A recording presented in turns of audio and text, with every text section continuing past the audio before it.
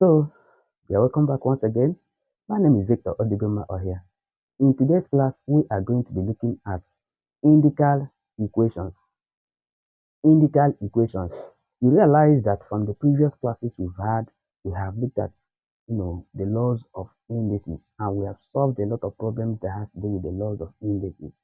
And right now, we are heading down to solving problems that has to do with indices, but has equations. So we call them indical equations. So this is a typical example. Let's quickly look at how we can be able to solve this problem. Please remember, if you have not seen the previous classes we had, you need to do that because it will help you to understand what we are going to do in the present.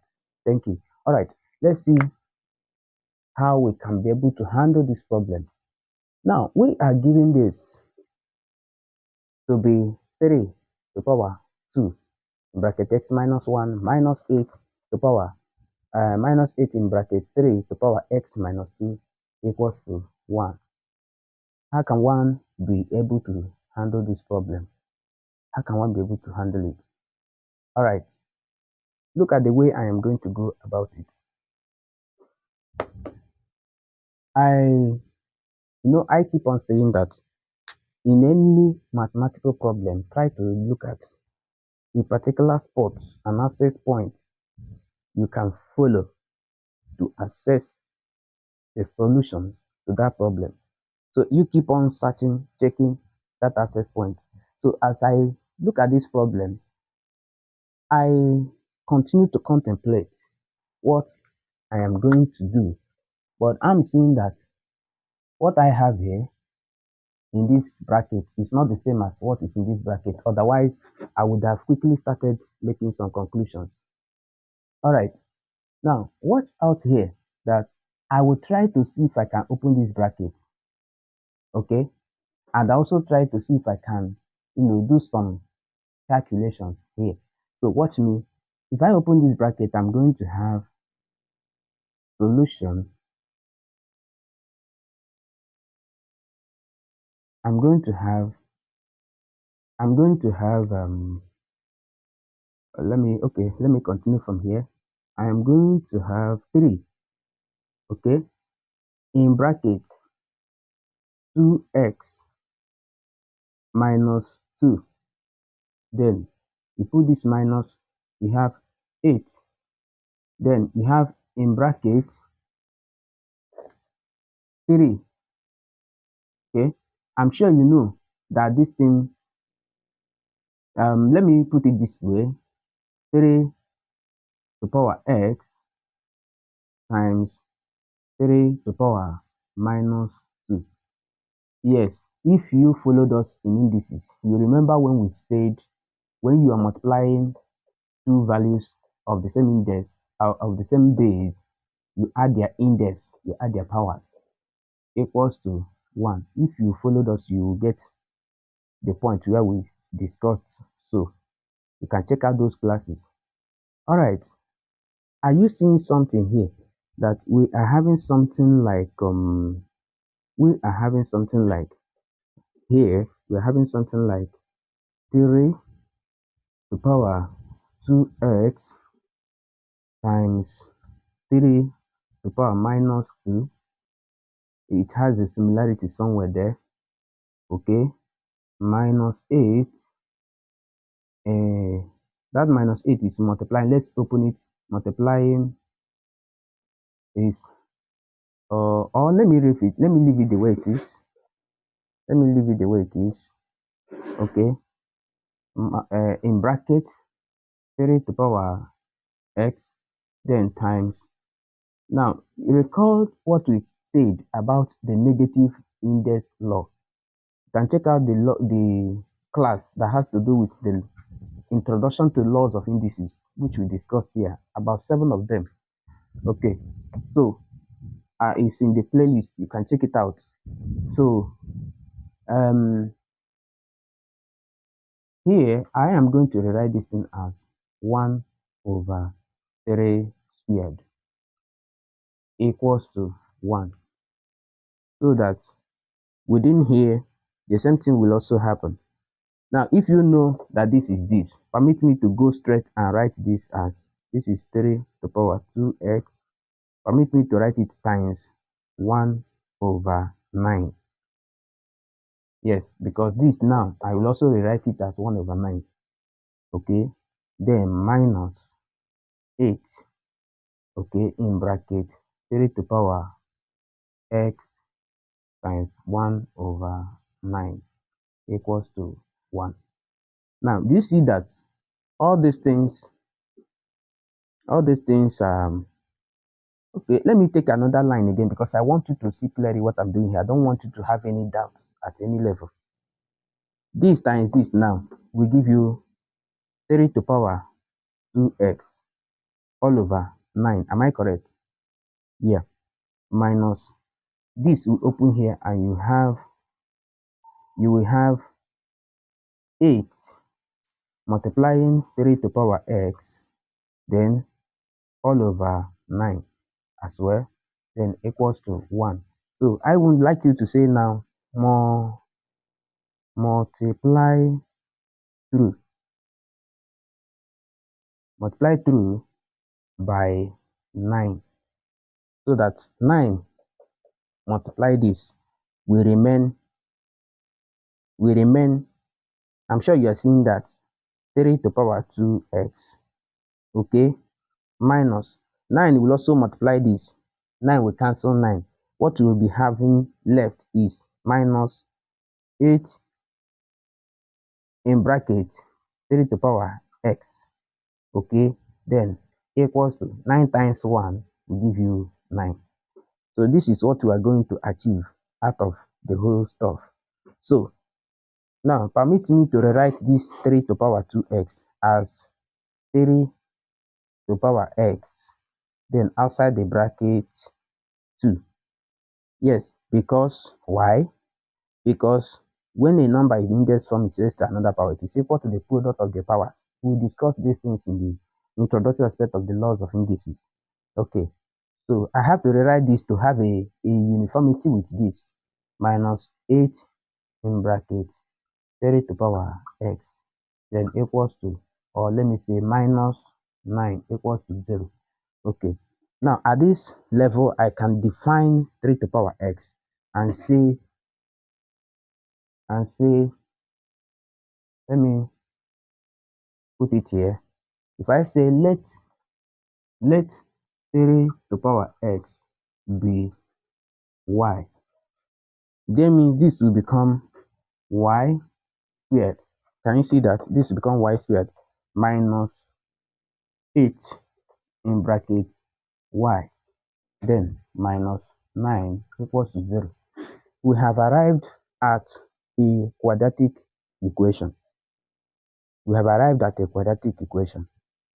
So we can try to see whether we can handle it with factorization.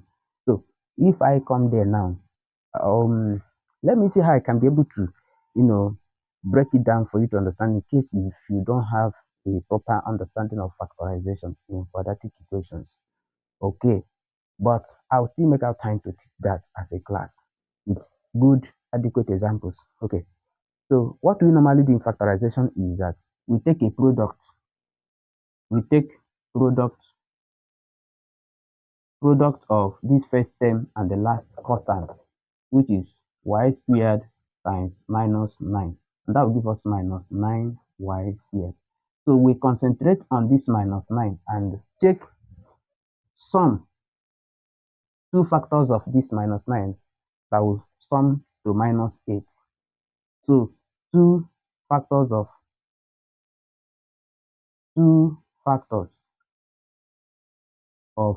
minus 9 we can put into consideration that will lead us to minus 8. Okay, that will lead us to this middle value.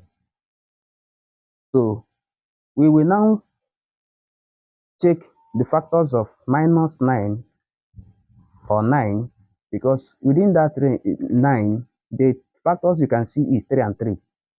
But what about 1 and 9? You see that 1 and 9 is very close, because 1 and 9 is very close to bringing us to minus 8. So I can now consider 1 and 9. So my concern now is how do I position 1 and 9 in such a way that it will give me -8. You can see it is by assigning +1 and -9. Assigning plus to this one and assigning negative sign to this 9, it will give me to return us back to -8.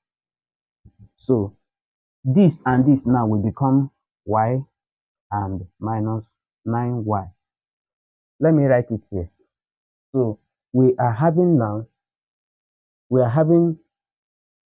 the value that will give us -8y -8, the middle term, that -8y will be equals to y -9y.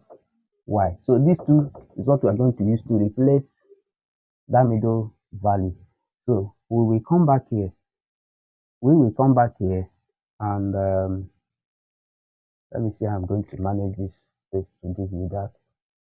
We will come back here and say, what we have is y squared, okay, -8y -9 equals 0. Now this we replace this and we have y squared plus y -9y -9 equals 0. You can see this and this will give this. I'm sure you saw that. So what do we have here? Group this and find their HCF. What's the HCF of y squared and y? The HCF is y. That is the number that can divide both of them, is y. So here we will have y plus 1. Of course, if you open this bracket, you come back here. Y times y will give you y squared. Y times 1 will give you y. Now within here, the HCF is -9 because this times -9 times y will give you -9y, and -9 times plus 1, because minus times plus will give minus. So and 9 times 1 will give this. So equals to 0. So when you now pick the ones outside the bracket, you will have y -9. Then in bracket y plus 1. Okay. So it's either that this is the factorization. So it is either that y -9 is equals to 0 or y plus 1 is equals to 0. Okay, so it's either that y is equals to 9 or y is equals to 1. So we are going to go back and check. Okay, we check when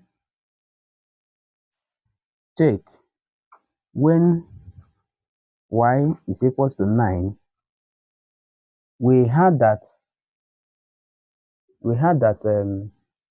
let 3 to power x be what? Y. So y is 3 to power x equals to 9.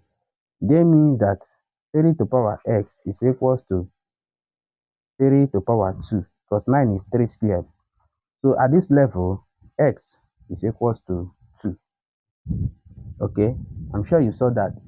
So if we also check for when y is equals to 1, we check whether when y is equals to 1, so 3 to power x equals to 1. Okay, and in this case, it can only be possible for 3x to be equals to 3 to power 0. It then means x here is equals to 0. Okay, so these are the two possible values of x: 2 and 0, 2 and 0, 2 and 0, 2 and 0. So one can maybe insert them inside this place and see what it can possibly give. Because when you put 2 here, 2 minus 2 will give you 0. 3 raised power 0 is 1. And then when you put 2 here, 2 minus so yeah, 8 times, of course, 3 raised power 0 is 1. 8 times 1 is 8. This is 2 minus 1, which is 1. 2 times 1, 2. And 3 raised power 2 is 9. 9 minus 8 will give you 1. So I think it is very, very verified. So please Men and brethren, let's look at this again and again. And I don't think there is any, you know, whatever we cannot be able to comfortably understand here on my explanation. I'm thinking my explanation is well detailed.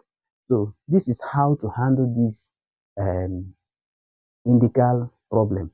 I'm going to bring another example right away. Please, you stay and check out that example, okay?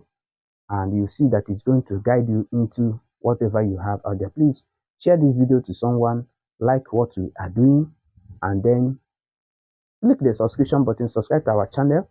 In such a way, you help us to grow as we are also contributing to the society. Thank you so much for being there.